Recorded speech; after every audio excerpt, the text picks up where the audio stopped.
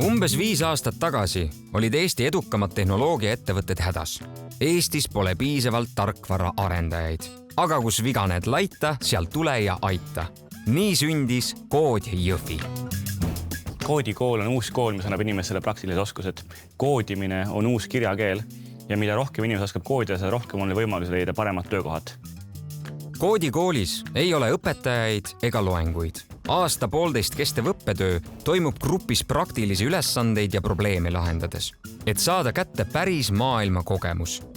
Tänaseks on koodikoolid vastu võtnud 7 lendu, kokku üle 1000 õppijaga vanuses 18–60. Me oleme veendunud, et see töötab, sest täna on meil olnud 1200 sisseastujat ja mitmed sajad lõpetajad, kes on leidnud endale väga ägedad töökohad. Meil on väga palju näiteid, kuidas on inimesed tulnud täitsa mujalt valdkonnast. Nende moodne nimi on karjääripööraja.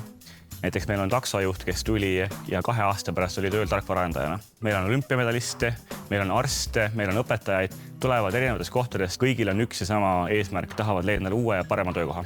Koodi missiooniks on algusest peale olnud luua õppimisvõimalusi väljaspool suurlinnu ja tugevdada nii sealset kogukonda. Kuid mis algab Jõhvist, ei piirdu Eestiga. Me teeme koodikooli sinna, kus see mure on kõige suurem. Ja Jõhvi, Paide, Võru on head näited, kus on muid võimalusi vähem ja me leidsime, et koodikool sobib sinna väga hästi.